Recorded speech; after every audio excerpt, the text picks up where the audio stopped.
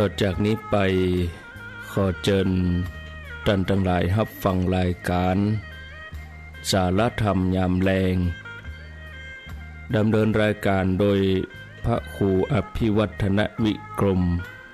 วัดปากดังเจริญตำบลดอยหล่ออำเภอดอยหล่อจังหวัดเชียงใหม่เชิญรับฟัง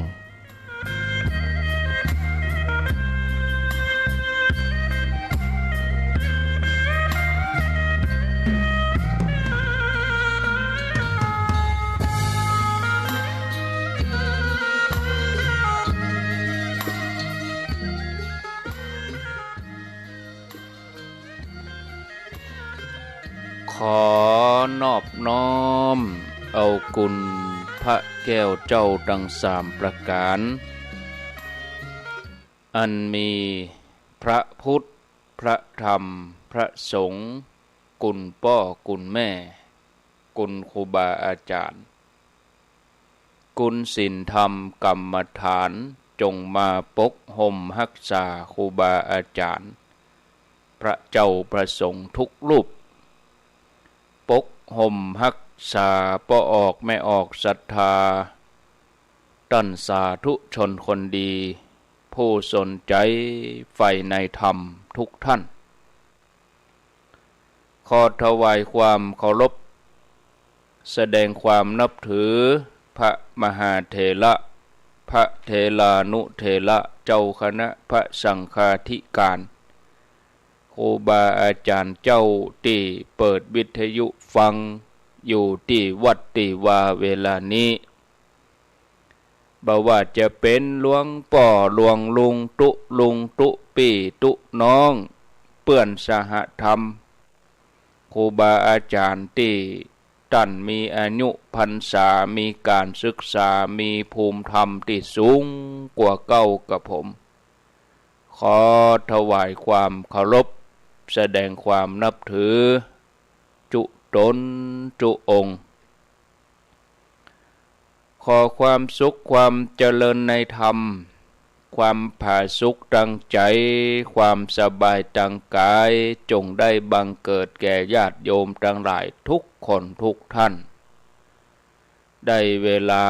มาปะกันแล้วเนอมาแล้ว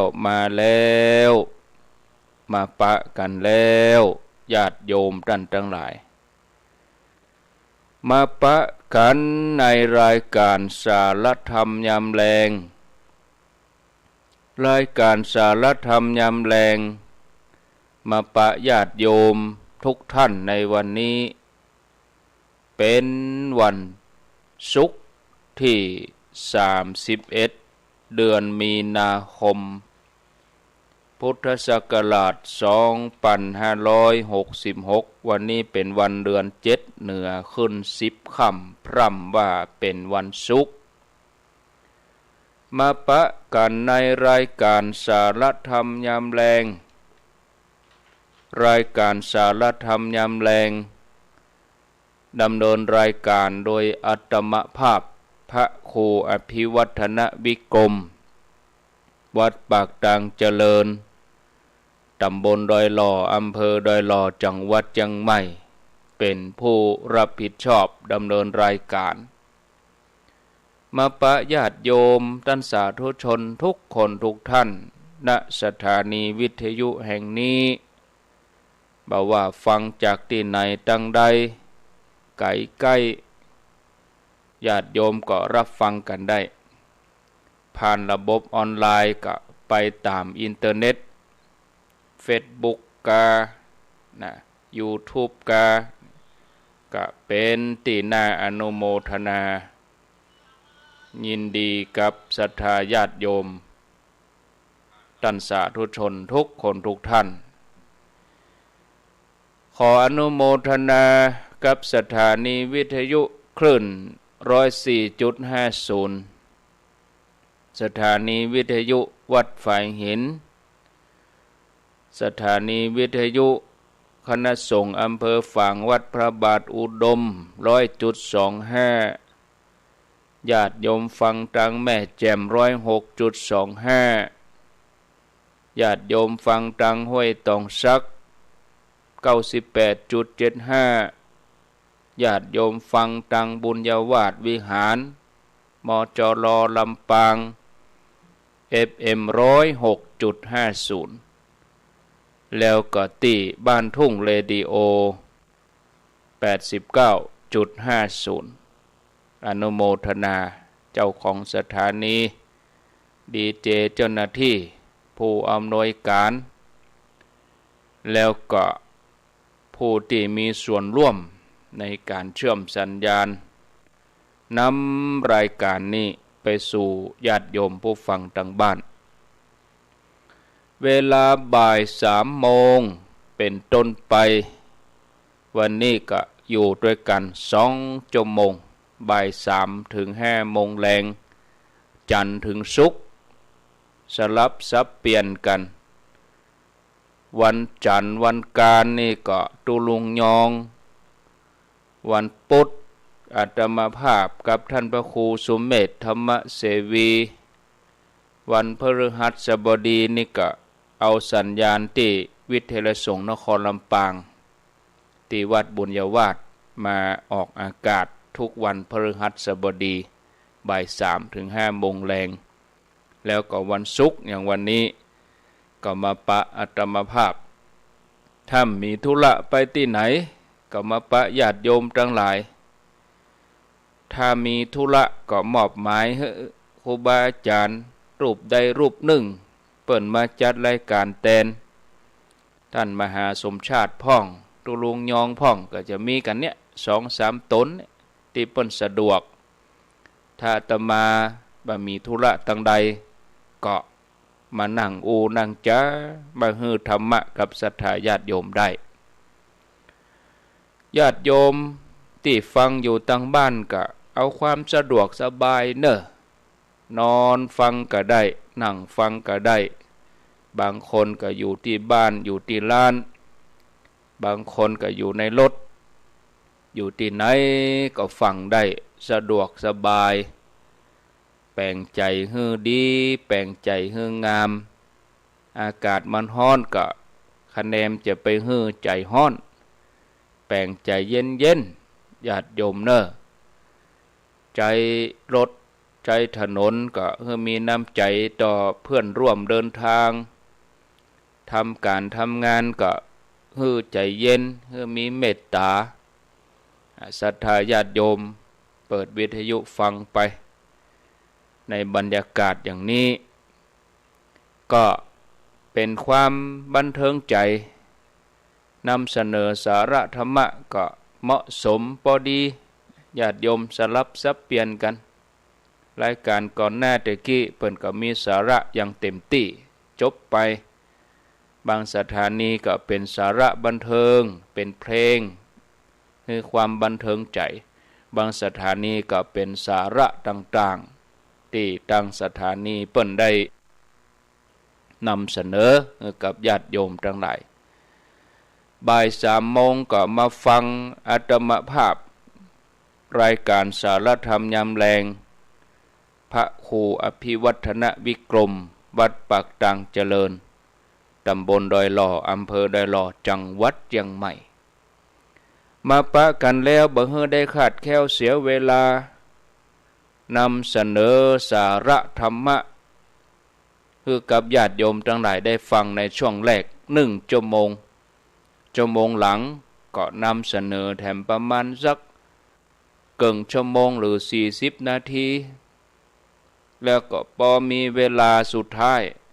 15 นาที10 นาทีสุดท้ายก็ให้ญาติโยมได้โทรศัพท์เข้ามาจากันแจ้งผลการรับฟังก็ดีญาติโยมอยู่ที่ไหนทางใดก็จะได้รู้ว่าฟังอยู่จุดมุ่งหมายสำคัญของพระพุทธศาสนาคือการต้องการที่จะให้เฮาเข้าใจในเรื่องชีวิตที่ถูกต้องอันนั้นคือเข้าใจว่าชีวิตคืออะไรหยังสิ่งที่เกิดขึ้นในชีวิตคืออะไรหยังมาจากอะไรหยังแล้วให้ทุกข์ให้โทษให้ประโยชน์แก่เฮาอย่างใดเฮาควรจะเข้าไปเกี่ยวข้องกับสิ่งนั้นในรูปแบบใดชีวิตถึงจะราบรื่นจุดใหญ่ใจความมันอยู่ตรงนี้ ญาติโยมอันนั้นก็คือว่าเฮาจะต้องพิจารณาด้วยปัญญาในเรื่องอันยังต่างๆนานาแล้วก็ทำความเข้าใจในเรื่องนั้นให้ชัดเจนถูกต้องเฮาก็จะมีความทุกข์น้อยลงจนกระทั่งบ่มีทุกข์เลยเมื่อใดเฮาอยู่โดยที่บ่มีทุกข์นั่นน่ะฮ้องว่าเฮาได้รับประโยชน์จากพระพุทธศาสนาเฮาได้น้อมนำคำสอนขององค์สมเด็จพระชินวรสัมมาสัมพุทธเจ้ามาอยู่ในใจของเฮาที่เฮาเคารพนับถือกันอยู่นี่แต่ถ้าเฮายังมีความทุกข์ความเดือดร้อนใจความวุ่นวายกับสิ่งต่างๆที่เกิดขึ้นในรอบตัวของเฮาก็แสดงว่าเฮาย่ำจ้างบ่จ้างที่จะเอาคำสอนมาใช้เฮายังนับถือศาสนาเพียงแต่ไหว้แต่สาบ่ได้นำมาปฏิบัติเฮาใจศาสนาบ่จ้างเฮาใจหลักธรรมของพระเจ้าสำหรับชีวิตประจำวันบ่จ้างเตื้อเฮาก็เลยมีความทุกข์มีความเดือดร้อนมีปัญหาประเภทนี้มันเกิดขึ้นเพราะว่าเฮาฮู้เฮาเข้าใจนะที่บ่ฮู้บ่เข้าใจเพราะหยังเพราะว่าเฮาได้พิจารณาด้วยสติด้วยปัญญาเฮาได้เอาธรรมะขององค์พระสัมมาสัมพุทธเจ้ามาใช้นะเอาแต่ความบ่ฮู้เอาแต่ความบ่เข้าใจมาใช้นะถ้าอูฮือแหงแถมน้อยก็ฮ้องว่าใจแต่อวิชชาคือความบ่ฮู้บ่เอาวิชชาเมื่อเฮาบ่เอาวิชชามันก็จะเกิดแสงสว่างขึ้นในใจบ่ได้เพราะมันมีแต่มืดมัวอวิชชานี่แปลว่ามืดมัวแปลว่าความบ่ฮู้เฮาก็จะต้องใจอวิชชาไปติ๊กๆเฮาจะต้องฝึกหัดให้ใจวิชชาให้เกิดปัญญาเกิดแสงสว่างเฮาจะได้พออันหยังให้ชัดเจนถูกต้องตามสภาพความเป็นจริงวิธีอยู่ในสังคมคนเฮาออกไปติดต่อกันกับผู้คนมากมายสิ่งแวดล้อมเฮาออกบ้านไปเฮาก็ปะคนนะเฮาจะต้องศึกษาเรื่องคนให้ดีนะศึกษาเรื่องท้องถิ่นเรื่องชุมชนที่เฮาควรรู้แต่ว่าเรื่องที่จำเป็นที่จะต้องรู้นั่นคือเรื่องของคนว่าคนในชุมชนคนในท้องถิ่นนั่นน่ะเขามี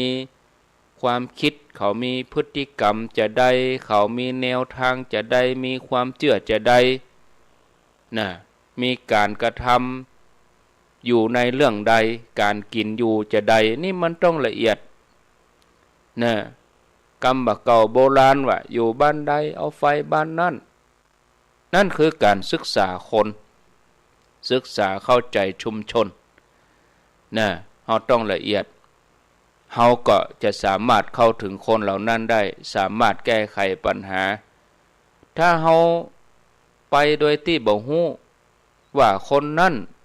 นะว่าที่หั่นเขาเป็นอยู่อย่างใดเขามีความคิดอย่างใดมีการกระทำส่วนมากในเรื่องใดหรือว่าอู้ง่ายๆว่า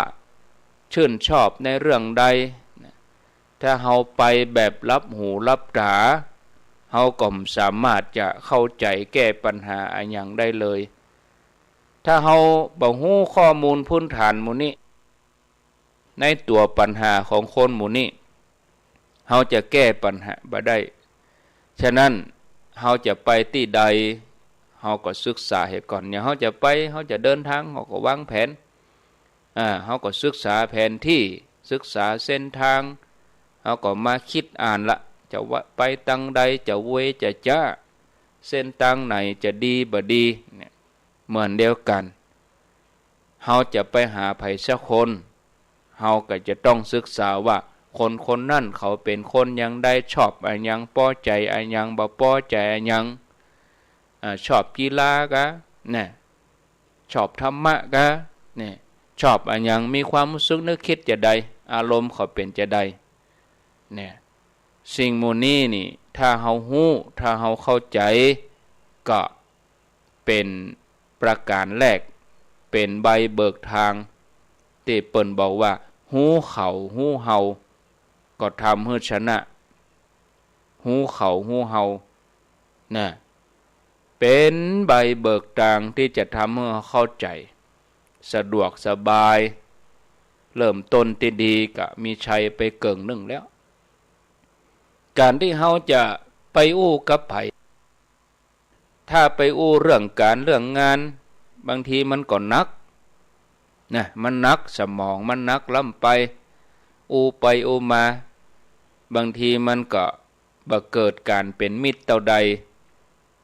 แต่ถ้าเฮาไปอู้ในเรื่องที่บ่ใจงานแต่เฮาเริ่มอู้เรื่องงานที่เขาชอบก่อนเขาก็ชอบใจพอใจเป็นเบื้องต้นต่อไปเข้าในเรื่องที่จะง่ายนะจะเข้าไปในสู่เรื่องการเรื่องงานมันก็ง่ายยังบางคนชอบอ่านเขาก็ไปอู้เรื่องงานอ่านบางคนชอบต้นไม้เขาก็ไปอู้เรื่องต้นไม้บางคนชอบยังก็จ้างนะญาติโยมเขาก็ไปอู้ในเรื่องนั้นบางคนชอบเรื่องหมาเรื่องแมวเขาก็จวนอู้เรื่องหมาเรื่องแมวบางคนชอบเรื่องเข้าวัดเข้าวาเขาก็อู้ในเรื่องของธรรมะนี่ชอบไปวัดเพราะอะไรอย่างบางคนชอบฟังธรรมะเขาก็อู้เรื่องฟังธรรมะก็แต่เจ้านี่มาตอนนี่มาค่ำบึดนี่ฟังก็อู้กันเรื่องนี้เนี่ยเฮาก็จะได้อู้ให้ถูกต้องตามกาลเทศะห้องว่าไปอู้สิ่งที่เขาชอบก่อนอย่างคนที่ชอบเลี้ยงหมาเลี้ยงแมวถ้าเฮาไปอู้เรื่องที่มันบ่ม่วนไปอู้เรื่องอื่นมันก็บ่ม่วนเจ้าเรื่องหมาเรื่องแมวนะถ้าไผไปอู้เรื่องนี้อู้กันได้ตลอดชอบใจสบายใจแล้วก็ก้อยวกเข้ามาเรื่องการเรื่องงานญาติโยมทั้งหลายถ้าเป็นเรื่องของคนนักคนหมู่มากเขาก็จะต้องเพราะว่าคนในที่หั่นเขาจื้ออันยังเขาชอบอันยังเขามีความเป็นอยู่ในแบบใดเขาก็จะได้อู้ให้เขาถูกใจยกตัวอย่างบางทีขึ้นไปอู้อันยังกับเจ้าบ้านถ้าเฮาบ่ฮู้เรื่องเห็นเลยเจ้าบ้านนั่นเปิ้นมีสถานะอย่างใดอู้ไปเขาก็บ่ไข้หัวเขาก็บ่มีส่วนร่วมเขาก็บ่สนุกเพลิดเพลินกับเฮาแต่ถ้าเฮาอู้ถูกเฮาจี้ถูกเส้นขึ้นไปแล้วเขาก็มีส่วนร่วมเขาก็ไข้หัวด้วยเนี่ยญาติโยมห้องว่าเขาก็มาเป็นพวกเดียวกันจิตใจก็ดีแต่ถ้าเขาอู้ไปแล้วบาหารมีไผไข้หัวนะสถานการณ์นั้นเงียบไปเลยอย่างนี้ห้องว่าจะเสาะหาทางเข้านี่ยากอันนี้มันเป็นเรื่องของหลักจิตวิทยาฉะนั้นองค์พระสัมมาสัมพุทธเจ้าพระองค์ก็เตือนให้พระทั้งหลายสาวกทั้งหลายที่จะไปที่ไหนก็ให้ไปแล้วก็ลาพระสารีบุตรเพราะว่าพระสารีบุตรนี่เปิ้นเป็นสาวกที่มีปัญญาอันเลิศเปิ้นมีความรู้ความเข้าใจในปัญหาต่างๆเพราะว่าพระสารีบุตรนี่เปิ้นมีญาณอันไกลจะได้ชี้แนวทางในการปฏิบัติงานของพระสงฆ์ให้พระเหล่านั้นได้เข้าใจชี้แนวทางต่อสู้ปัญหาใจรักอันยังในการปฏิบัติงานพระสารีบุตรเปิ้นฉลาดในเรื่องนี้ส่วนพระโมคคัลลานะเป็นหนึ่งในด้านการแสดงฤทธิ์แสดงเดชพระสารีบุตรนี่เป็นเรื่องพระคุณโมคคัลลานะนี่เป็นเรื่องพระเดชเนี่ยอย่างเฮาติดต่อกับคนเฮาก็จะต้องมีแนววิธีการ นะว่าเฮาจะปิ้วอันหยังเพื่อให้เขาเข้าใจคนเฮาถ้าว่ามีความฮักพอใจกันแล้วนะก็เข้าใจง่ายคำสอนของพระสารีบุตรคือว่าสิ่งที่คนบ่ควรไปยึดมั่นถือมั่นหรือท่านอู้ว่ารูปเวทนาสัญญาสังขารวิญญาณเป็นของบ่เที่ยงเป็นทุกข์เป็นอนัตตาอันนี้ห้องว่าเป็นเบื้องต้นนะคนที่นับถือพุทธศาสนาต้องเข้าใจต้องรู้เพื่อนำไปประพฤติปฏิบัติในชีวิตประจำวันเพราะจุดมุ่งหมายของพระพุทธศาสนานั่นอยู่ที่การทลายทุกข์ให้หมดไปเสี่ยงไปนั่นคือการขจัดปัญหาเปิ้นมีเคล็ดลับในการดำเนินชีวิตอยู่4อย่างอยู่4ประการคือชีวิตจะมีกล้าถ้าใจเป็นชีวิตจะโดดเด่นเพราะสันโดษชีวิตบ่มีโทษเพราะหันถูกชีวิตต้องฝังปลูกความบ่ยึดติดลัก4อย่างนี้นะก็จะนำเสนออธิบายให้ญาติโยมทั้งหลายในชั่วโมงแรกยังบ่ได้ก็เข้าใจลัก4อย่างนี้ในการดำเนินชีวิตลักดำเนินชีวิต4อย่าง 1. ชีวิตจะมีกล้าถ้าใจเป็นจะใดคำเดียวเราก็มาฟังกัน 2. ชีวิตจะโดดเด่นเพราะสันโดษจะใดคำเดียวก็ลองฟังชีวิตบ่มีโทษเพราะหันถูกหันอันยังถูกชีวิตต้องฝังปลูกความบ่ยึดติดฝังปลูกจะใดบ่ยึดติดจะใดนะอู้ง่ายๆต่อเนื่องกันไปว่าหลักการดำเนินชีวิตมี4อย่างชีวิตจะมีกล้าถ้าใจเป็นชีวิตจะโดดเด่นเพราะสันโดษชีวิตบ่มีโทษเพราะหันถูกชีวิตต้องฝังปลูกความบ่ยึดติดชีวิตจะมีกล้าถ้าใจเป็นนะมันเป็นอย่างใดญาติโยมทั้งหลายถ้าชีวิตคนเฮามีกล้าเพียงตัวอีคือคุณค่าของชีวิตเนี่ย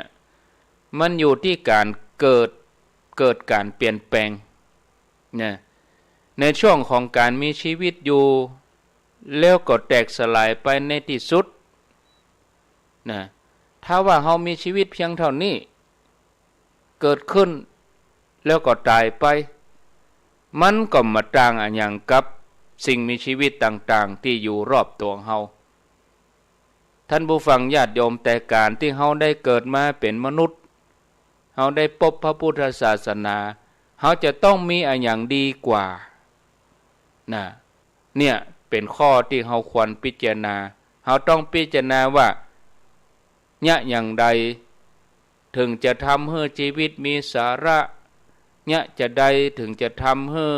ชีวิตเฮามีค่านะสิ่งที่ดีมีสาระมีคุณค่ากับชีวิตเนี่ยคงบ่มีอย่างอื่นนอกจากว่าต้องใจชีวิตให้เป็นใจชีวิตให้เป็นคือเป็นจะใดคือการทำหน้าที่ฉะนั้นหน้าที่ก็เลยเป็นเครื่องกำกับชีวิตว่าชีวิตคนเฮานั่นจะมีกล้ามีราคานะบ่ขึ้นอยู่กับบ่ได้ขึ้นอยู่กับหน้าที่ที่ถูกต้องหรือบ่ถูกต้องอย่างใดเนี่ยนะอย่างตั้งกายนี่พระพุทธเจ้าเปิ้นก็สอนให้เฮาขยันหมั่นเพียรลุกแต่เจ้านะการตื่นเจ้านี่ก้าวไปข้างหน้าทำงานแข่งกับเวลาพัฒนาตนเองเพื่อสังคมอันเนี้ยญาติโยมอุอากาสะหัวใจเศรษฐีตื่นแต่เจ้าก้าวไปข้างหน้าทำงานแข่งกับเวลาพัฒนาตัวเองเพื่อสังคมอันนี้เป็นเรื่องของกายที่เราจะทำหน้าที่ให้ถูกต้องการใช้ร่างกายแสวงหาสิ่งที่ควรแสวงหาแล้วก็เก็บรักษา สิ่งที่หามาได้การดูแลรักษามีปัจจัยสำคัญอยู่ที่หยังอยู่ที่เฮาคบคนเฮือเป็นคบคนเฮือจ้างถ้าเฮาคบคนแบบเป็นคบคนแบบจ้างมันก็พังทลายมีทรัพย์มหาศาลก็หมดไปเสี่ยงไปคือใจชีวิตเฮือเป็นเราจะต้องฮู้จักเลือกฮู้จักกึดเฮือดีเปื้อนแต่เปื้อนเทียมเป็นจะได้เปื้อนแต่ห้องกัลยาณมิตรนะคนที่เป็นกัลยาณมิตรนี่เปื้อนจะช่วยส่งเสริมกันส่งเสริมสนับสนุนให้เฮามีชีวิตปลอดภัยบ่จักจูงไปตั้งอบายมุขเมื่อเฮามีเปื้อนที่ดีแล้วเฮาก็ควรใจชีวิตของเฮาทำประโยชน์เกื้อกูลแก่ตนเองผู้อื่นอย่างเหมาะสมห้องว่าสมะชีวิตสมะชีวิตานะสัมมาอาชีพประกอบอาชีพอย่างสุจริตหมู่นี้นี่ใจร่างกายทั้งนั้นเมื่อเฮาใจร่างกายบนวิธีทางที่ถูกต้องนะสิ่งที่จะเกิดขึ้นกับเฮาคือทำหน้าที่ให้สมบูรณ์ทำหน้าที่ให้ถูกต้องเพื่อเพิ่มพูนความสะดวกสบายทางร่างกายการที่เฮาดิ้นรนพยายามแสวงหาสิ่งศักดิ์สิทธิ์สิ่งเหนือธรรมชาติเพื่อมาช่วยบันดลบันดาลเนาะเพื่อเฮาได้รับความสำเร็จตามที่เฮาต้องการก็เพราะว่าความสับสนในเรื่องปัจจัยสี่ของตัวเก่ามันเพียงพอนะปัจจัยสี่อาหารเครื่องนุ่งห่มที่อยู่อาศัยยารักษาโรคประเดี๋ยวมันก็เพิ่มเข้ามาเครื่องประดับรถยนต์โทรศัพท์เราเนี่ยมันขาดมันปอก็ทำให้เราจะต้องดิ้นรนแสวงหาสิ่งเหนือธรรมชาติเนาะมาช่วยบันดลพันดาลทำให้เราต้องมีชีวิตอยู่กับความคาดหวังอย่างวันนี้ขอฝันดีๆกำเตอะวันพุธก็จะได้มีความหวังแน่ก็ไล่แอวไปบนบานสันเก่าจุดถูกจุดเตียนว่ากันไปนะนั่นคือความคาดหวังหวังว่าจะเป็นอย่างนั้นจะเป็นอย่างนี้จากความคาดหวังอย่างนี้สิ่งที่กล่าวมาสิ่งที่ว่านะมาเนี่ยสิ่งที่ว่ามาเนี่ยมันเป็นสิ่งที่มืดบอดนะมันเกิดขึ้นในสังคมเฮามากมายนะกระบอกเซียมซีกะนะแผ่นดวงแผ่นดาวแผ่นเลิกอะไรอย่างก็ดีสิ่งต่างๆเราเนี่ยเกิดจากมนุษย์เกิดจากคนเฮาบ่เชื่อเรื่องพระพุทธเจ้าคือเฮาบ่ขยันมันเพียรเฮาขี้ค้านแต่เฮาหมั่นอ้อนวอนเฮาบ่หมั่นทำงานเฮาลูกขวายแต่เฮาอยากจะรวยบ่เอาใจใส่ในทรัพย์สินไปติดการพนันติดเปื้อนคบมิตรบดีเสพยาเสพติดหมู่นี้บ่ฮู้ว่าจะเลี้ยงชีวิตเหมาะสมจะได้ก็เลยมีชีวิตในโลกอย่างขัดสนเป็นคนจนตึงทรัพย์ตึงความคิดตัวเองก็จมอยู่กับความงมงายเป็นการสร้างความมืดบอดให้กับตัวเองแล้วก็ละเลยในการทำหน้าที่อันนี้แสดงว่าใจชีวิตบ่เป็นเฮาใจร่างกายของเฮาบ่เป็นที่จริงร่างกายของเฮานี่พัฒนาได้เนาะญาติโยมทั้งหลายแต่เฮาทำลายตัวเองเฮาเอาหยังบ่ฮู้มาใส่ตัวเก่าสิ่งเสพติดทั้งหลายน่ะบั่นทอนชีวิตตัวเองร่างกายก็เริ่มสมบูรณ์เมื่อร่างกายบ่สมบูรณ์ก็เกิดความเครียดจิตก็บ่สมบูรณ์โดยมาจิตใจนี่เป็นพื้นฐานของชีวิตนะญาติโยมเพราะคนเฮาเมื่อจะเสียหยังก็ตามถ้าสูญเสียร่างกายก็จะเสียไปเรื่อยๆเสียแข้งเสียขาห้องว่าคนพิการแขนขานะ เสียหูเสียตาก็ห้องพิการหูพิการตามันก็ยังบ่ถึงขั้นเสียคนนะการเสียคนก็คือว่าใจชีวิตบ่เป็นใจชีวิตบ่จ้างก็เลยเสียคนการเสียคนนี่บางทีแข้งขาหูตาดีหมดนะเนาะเสียคนการเสียคนนี่เกิดขึ้นเพราะว่าเนี่ยเพราะว่าไปคบคนบ่ดีเป็นมิจฉาทิฐิการเสียคนนี่จะเกิดขึ้นก็เมื่อเสียสุขภาพจิตสุขภาพจิตเสียเมื่อใดก็ห้องว่าเสียคนเมื่ออันเนี่ยยกตัวอย่างญาติโยมทั้งหลาย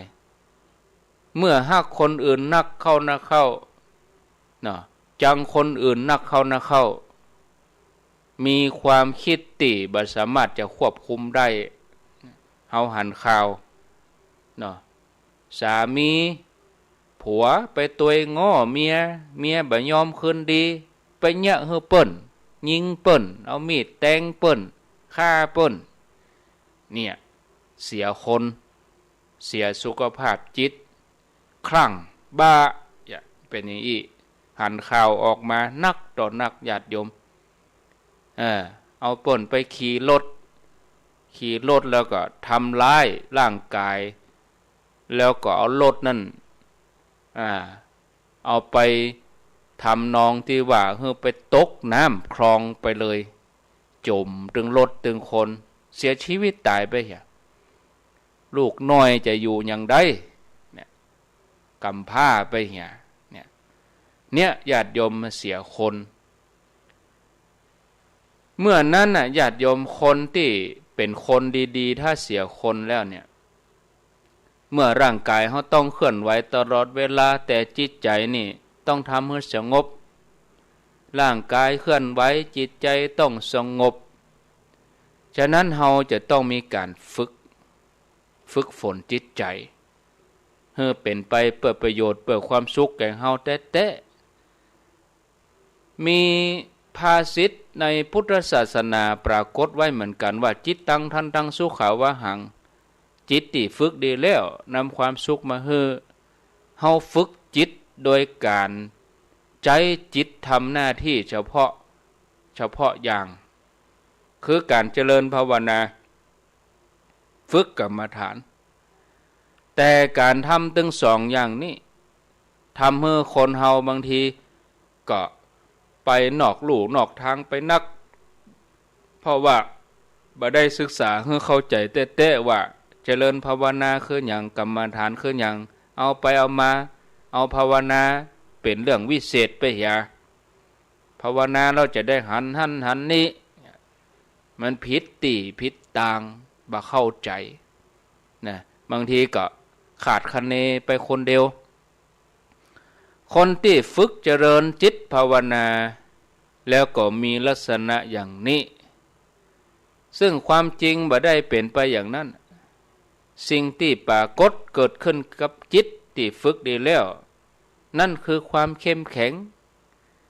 คือความหูเต่าตันอารมณ์คือการมีสติหูเต่าตันมีปัญญาหูเต่าตันนี่เฮาว่าสติและปัญญาควบคุมสิ่งที่มากระทบบ่ฮื้อกระเทือนบ่ฮื้อกระเพื่อมหวั่นไหวเพิ่มเติมความมั่นคงเข้าไปในใจแต่ถ้าบ่ได้ฝึกควบคุมตัวเก่าก็จะกลายเป็นความเคยชินผลติดตัวมาความเคยชินก็ต้องเป็นสมาชิกโรงพยาบาลโรคประสาท ต้องไปเป็นสมาชิกต้องไปเป็นคนไข้ในที่สุดผลหายก็คือว่าควบคุมใจตัวเก่า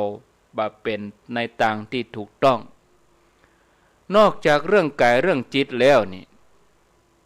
ก็ยังมีเรื่องที่เขาจะต้องกึดแถมเรื่องที่เขาจะต้องกึดคืออย่างว่าเขาอยู่ในโลกคนเดียวบ่ได้เขาจะต้องเกี่ยวข้องกับคนกับสังคมอย่างตึงวันนี่แปลว่า ตึ้มเปิ่งไผขออยู่คนเดียวมันเป็นไปไม่ได้วันๆเนี่ยเฮาอยู่กับโทรศัพท์มีกี่คนเฮาส่งเฟซส่งไลน์เฮาสนทนาอู้ไผไปกี่คนมันเกี่ยวข้องกันไปหมดเลยจะไปว่าอยู่คนเดียวนะเฮาจะต้องใจกายใจใจของเฮาทำหน้าที่ที่เกี่ยวข้องกับสังคมให้ถูกต้องด้านสังคม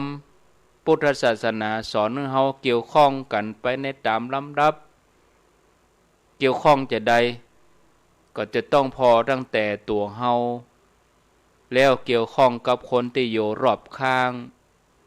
อย่างคนที่อยู่หน้าเฮาคนที่อยู่ด้านขวาด้านซ้ายคนที่อยู่ด้านหลังด้านหน้าคนที่อยู่ด้านบน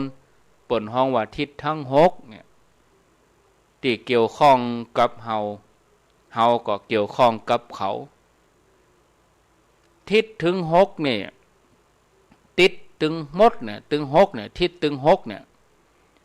เปิ้นก็มีหลักธรรมที่จะนำไปใจง่ายๆหลักธรรม7อย่างนี้เปิ้นห้องว่าสัพพุริสธรรมเอาไปใจประคับประคอง